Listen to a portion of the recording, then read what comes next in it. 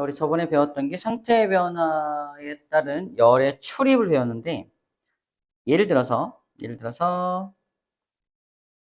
이거.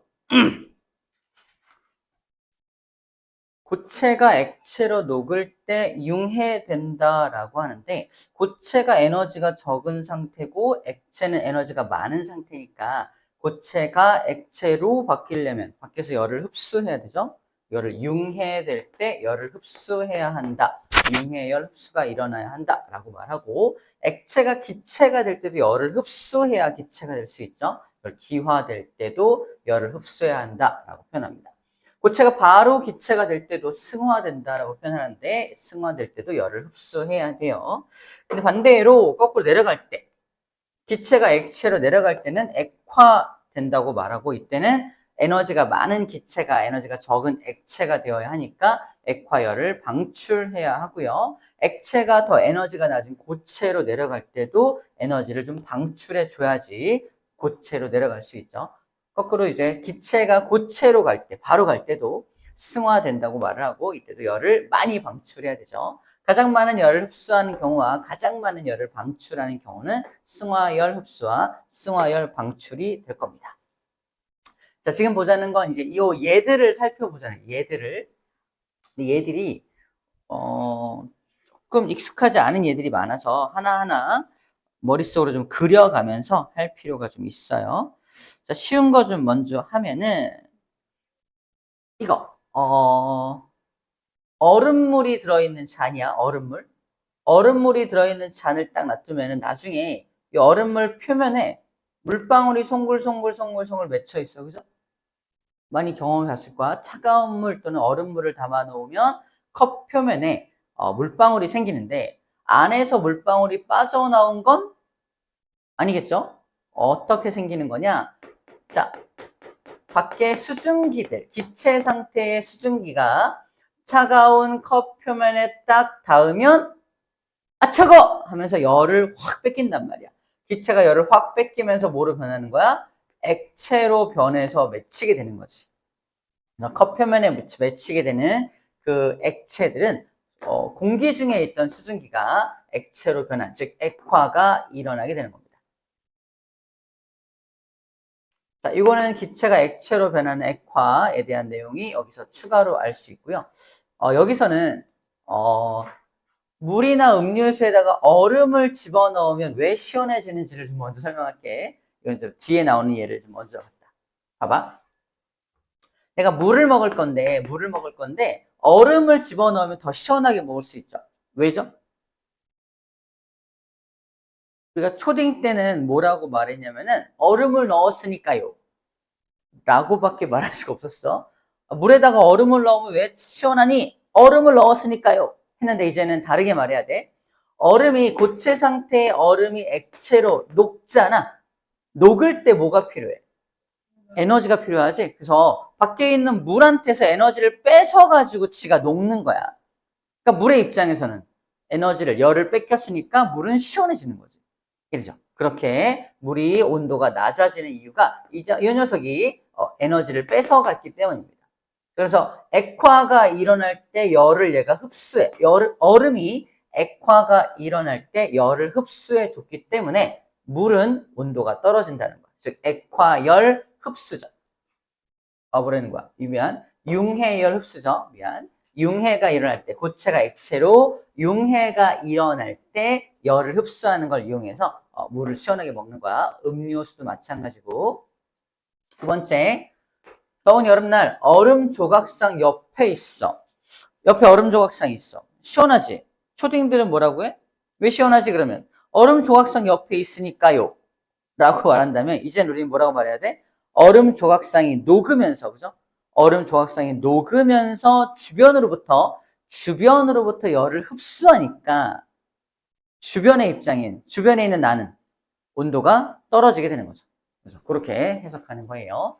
마찬가지 아이스박스에 얼음을 채워서 음식물을 시원하게 보관하는 원리가 뭐냐라고 초딩한테 물어보면 뭐라 그래요? 아이스박스니까요. 뭐 이렇게 말할 텐데, 이제 뭐라고 말해야 돼? 우리는 얼음이 녹으면서 융해열을 흡수하기 때문에 주위의 온도가 낮아지기 때문입니다. 이렇게 말할 수 있다는 거죠. 자, 용어적으로 융해열 흡수라는 용어를 이용해서 설명할 수 있냐 없냐가 중요하겠네요. 자, 두 번째, 기화열 흡수도 뭐 기화열 흡수. 첫 번째, 분수대 근처에 있으면 시원하다. 초딩한테 물어봅니다. 왜 시원하지? 분수대 옆이니까요. 근데 우리는 뭐라고 말해야 돼? 분수대에서 뿜어내는 그 물이, 액체 상태의 물이 뭐가 돼? 기체로 변하죠? 액체 상태의 물이 기체로 증발되면서, 자, 액체가 기체가 될 때는 뭘 흡수해야 돼? 기화열을 흡수해야 되죠? 주변으로부터 열을 흡수해야 되니까 주위의 온도는 떨어져야 되는 겁니다. 그래서 시원해지는 거죠. 더운 여름날에 도로에다 물을 뿌리는 것도 같은 원리죠. 물을 뿌리면 물이 증발되면서 열을 흡수해서 날아가 버리니까 여기는 좀 시원해지는 겁니다. 똑같은 이유로 물놀이를 하고 밖에 딱 나오면 되게 춥죠. 엄청 추운 이유가 내 몸에 묻은 물이 증발되면서 열을 흡수해서 가지고 날아가 버리니까 나는 추워지게 되는 거예요. 쉬운 거 먼저 합시다. 알코올을 묻힌 솜을 가지고 이게 문질러 시원함을 느끼는데 그것도 알코올이 증발되면서 액체 상태 알코올이 기체로 증발되면서 열을 흡수해서 날아가니까 시원함을 느끼는 거예요. 특이한 거 두 가지를 설명할 겁니다. 자, 첫 번째, 경험 있을 거야. 집에 있는 부탄가스통, 삼겹살 구워 먹을 때 쓰는 거 요만한 거 가스통 있잖아. 흔들어 봤나요? 거기 뭐 들어있죠? 출렁출렁 액체가 들어있어요. 액체를 탁탁탁 꽂아서 툭 눌러서 툭툭 튀면 뭐가 나와요? 액체가 찡 나오나요? 그냥 기체가 나오거든. 다시 말해서 거기서 뭐가 일어나고 있냐면 액체가 기체로 변해서 나오는 거야. 그러려면 열을 흡수해야겠죠.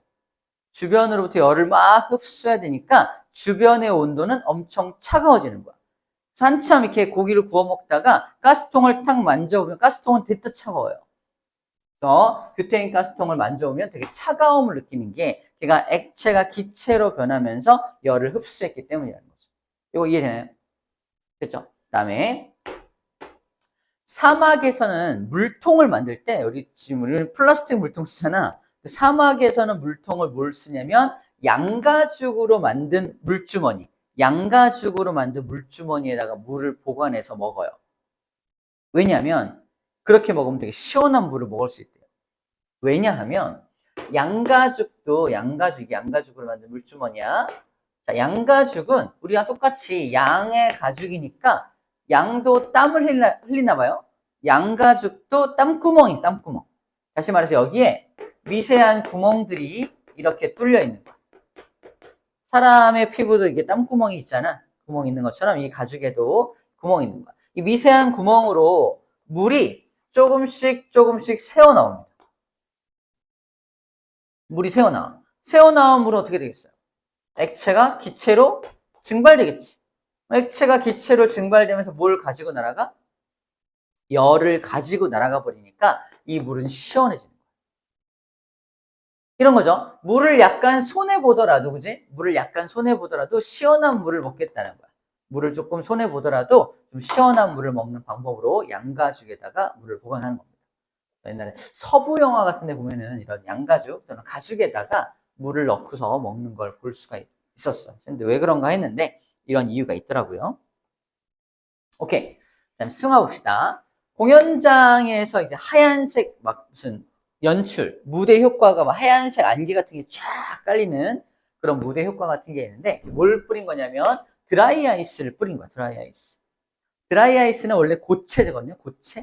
고체인데 상온에서 우리 평상시 온도에서 고체가 기체로 바로 승화되는 물질이야. 그래서 고체가 기체가 되려면 주변에서 열을 많이 흡수해야 되니까 그 무대에 있으면 시원함을 느끼게 되는 거죠. 아이스크림 포장할 때도 우리가 드라이 아이스를 쓰는 이유가 드라이 아이스가 열을 엄청나게 많이 흡수해서 날아가 버리니까 주변의 온도가 차가워져서 아이스크림이 녹지 않게 해주는 거지. 우리 베스킨라빈스 가면은 드라이 아이스로 포장해주는 이유도 다 이런 이유 때문에 그렇습니다. 아하, 그렇구나. 흡수에 대한 예는 다 봤어요. 자, 이제 방출에 대한 예를 좀 볼게요. 방출.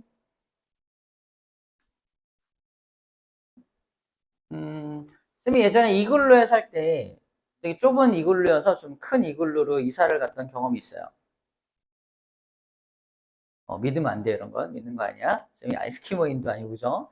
이걸 이글루라고 하는데, 이글루가 여기가 영하 40도짜리 온도를 가진 곳이거든? 거기다 이글루란 집을 지었어. 집 안의 온도도 몇 도일까? 똑같아, 영하 40도야. 똑같습니다. 여기서 살 수 있을까? 너무 춥잖아. 그래서 어떻게 하냐? 물을 뿌려.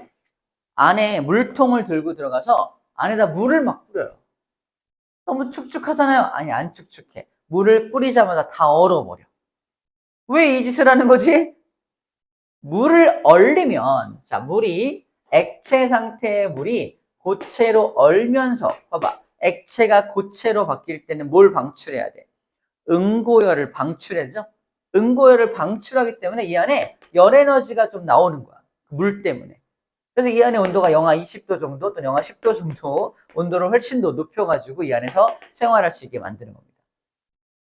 할 수 있다면 물을 끓여서 뿌리면 좀 더, 물을 끓여서 뿌리면 좀 더 따뜻하겠죠? 그러려면 안에다 불을 피우지. 안에다 불을 피우면 이제 질식해 죽을 수 있죠. 그러니까 뜨거운 물을 뿌리면 좀 낫겠네요. 자, 이런 이유로 이글루 안에 물을 뿌리는 겁니다. 자, 그 다음에 두 번째, 오렌지를 농사를 짓는 사람이 있어. 오렌지 농사를 짓고 있어요. 근데 곧 추운 겨울이 찾아올 거야. 아직 오렌지를 수확할 때가 되지 않았어요. 근데 추운 겨울이 찾아오게 되면은 오렌지가 얼어버려. 오렌지가 얼어버리면 이거 상품성이 떨어지거든.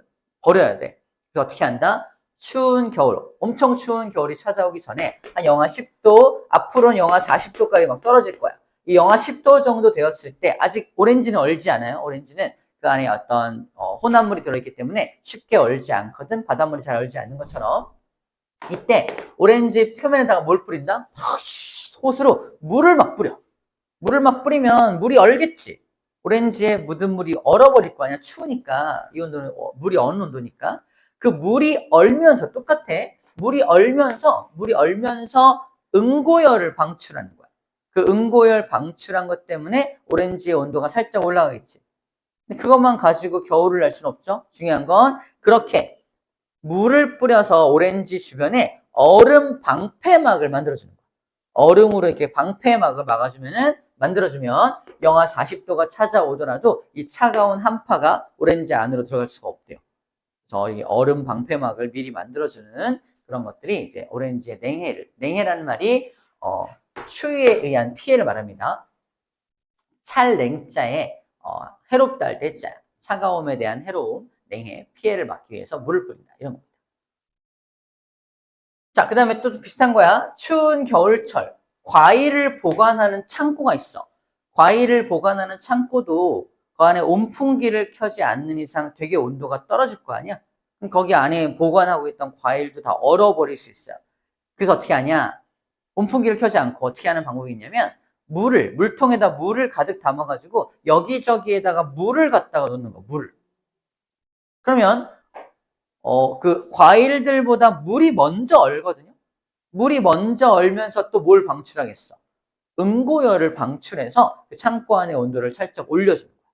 자, 이런 방법을 통해서 창고 안의 온도가 바깥의 온도보다 살짝 높아서 과일이 쉽게 얼지 않게 도와주는 역할을 하는 겁니다. 사람은 뭐만 하면 돼?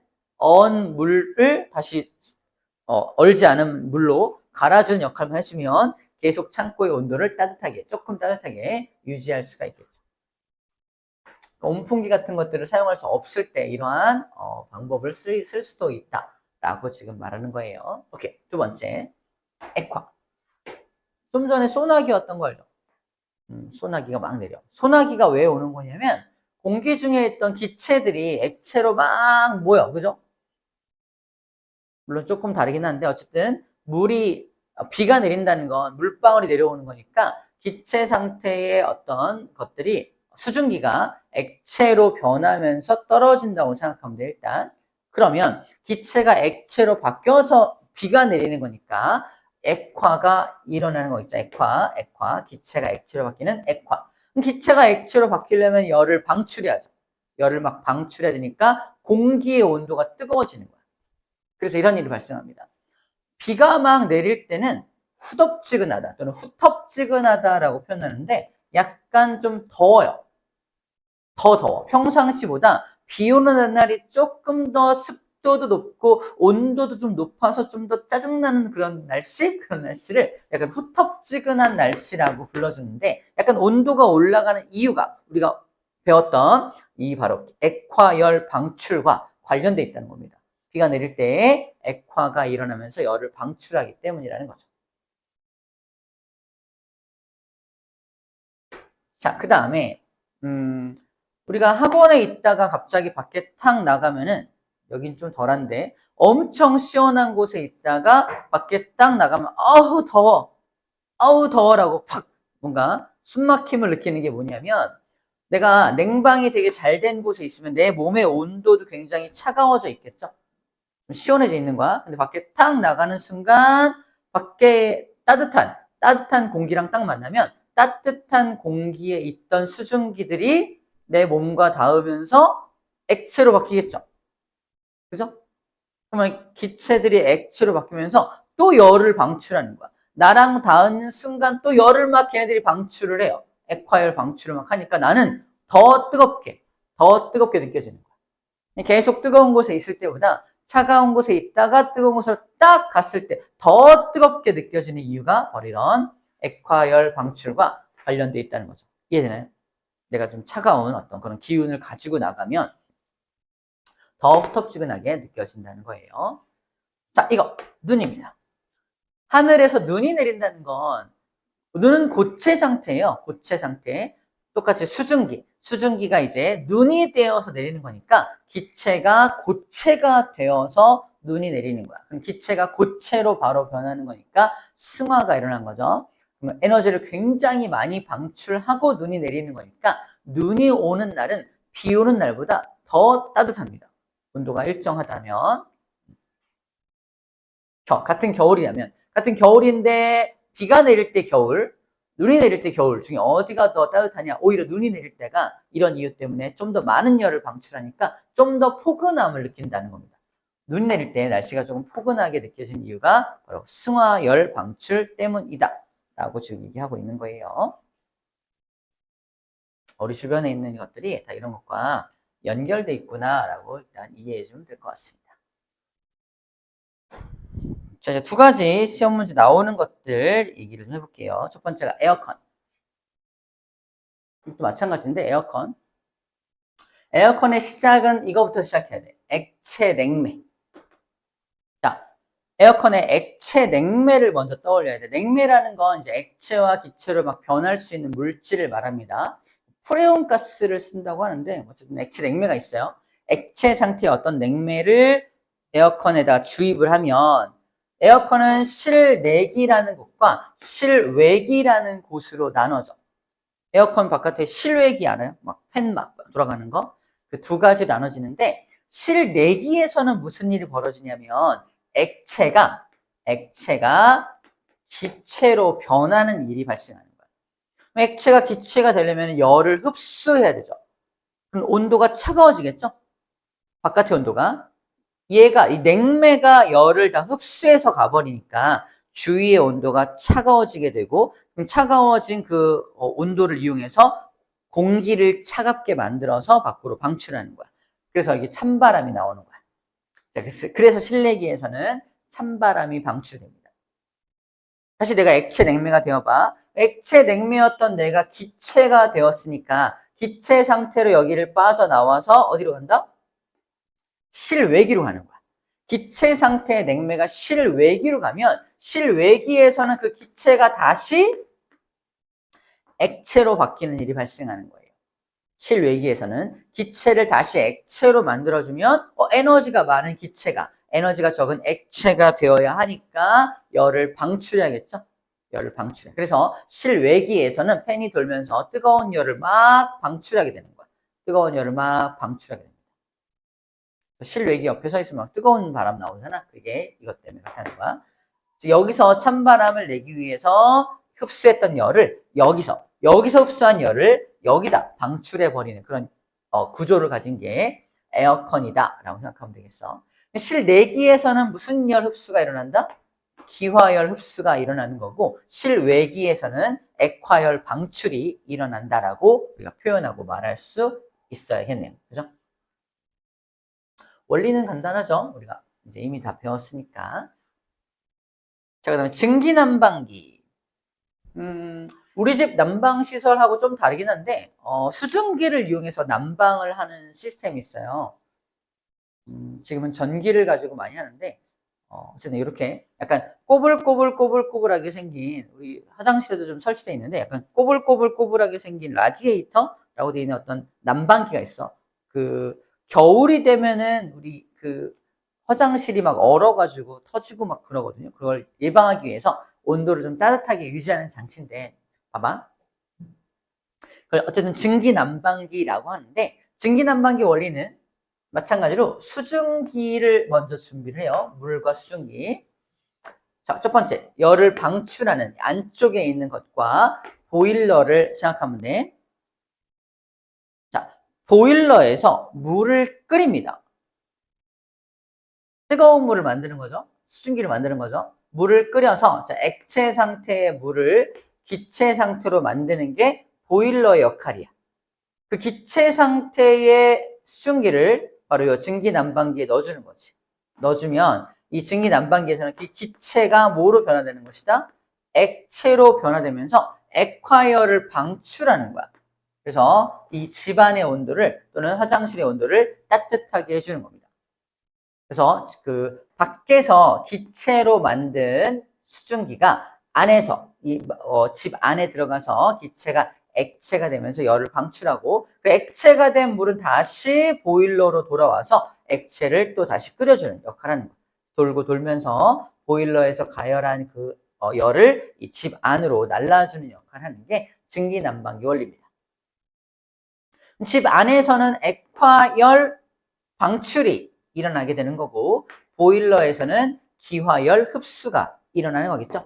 자, 이런 용어들을 사용할 수 있으면 되겠어. 액화열 방출, 기화열 흡수라는 용어를 이용해서 표현할 수 있으면 됩니다. 원리만 알면 되겠어. 원리만 이렇게 되는구나. 자, 그리고 집집마다 있는 냉장고입니다. 냉장고를 이렇게 만져본 적 있나요? 이렇게? 앞에 말고 옆에, 뒤에. 설치가 다 되고 나서는 이게 손을 넣기 어렵긴 한데 어쨌든 만약에 냉장고를 만질 기회가 있으면 냉장고가 막 가동되고 있을 때 옆에나 뒤는 말고 옆에 있을 거야. 옆에 쪽을 좀 만져보면 냉장고 안은 시원하잖아. 근데 냉장고 옆부분은 따뜻하다? 자, 그게 바로 이것 때문에 그래요. 자, 냉장고 안쪽은 증발기가 있는 곳이라고 하고요. 냉장고 옆쪽은 바로 응축기가 있는 곳이라고 합니다. 마찬가지로 액체 냉매를 먼저 준비를 해요. 냉장고 안에도 에어컨처럼 액체 냉매를 집어넣어.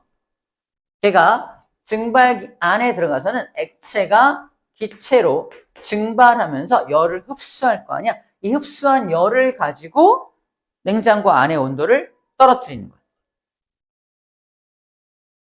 그리고 기체로 다 변한 후에는 이거를 압축기통에 보내줘갖고 기체를 다시 응축기에서 액체로 바꿔주는 그곳이 바로 냉장고 옆에 있는 곳이 응축기가 있는 곳이야. 기체가 액체로 바뀌니까 열을 방출해야겠죠? 그 열을 이제 냉장고 옆으로 열을 방출해버리는 거야. 자, 여기서 흡수한 열을 여기로 방출하는 구조로 되어 있다는 거예요. 자, 여기서는 기화열 흡수, 액화열 방출 이것들을 이용하는 게 마찬가지로 냉장고에서도 에어컨과 비슷한 원리로 돌아가는구나 라고 생각하면 되겠습니다. 마지막 하나. 이게 나올지 모르겠는데 액체 파라핀? 이거 본 적 있나 이런 거? 엄마가 진짜 본 적 있어요? 이거 되게 보기 어려운 건데. 손이 아프신 분들이 이 방법으로 손을 좀 치료하는데 손에다가 따뜻한 열을 공급하는 장치야. 어떻게 해요?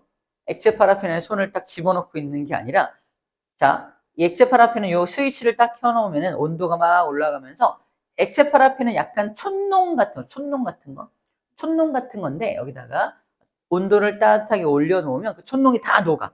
액체로 다 변해. 거기다가 손을 잠깐 집어넣어서 이렇게 촌농을 묻힌 다음에 꺼냅니다. 꺼내면 액체 상태였던 촌농이 고체로 굳을 거 아니에요. 굳고 있는 모습이에요. 액체가 고체로 굳으면서 열을 방출하겠죠. 그 방출된 열이 손에 전달되면서 손을 치료하는 거예요. 그걸 온열 치료한다고 해요. 손에다가 강한 열을 공급하면은 손이 상할 수 있으니까 이렇게 응고열 방출을 이용해서 손을 온열 치료하는 것이 액체 파라핀을 이용한 이런 방법이 되겠습니다. 온열 치료가 가능하다.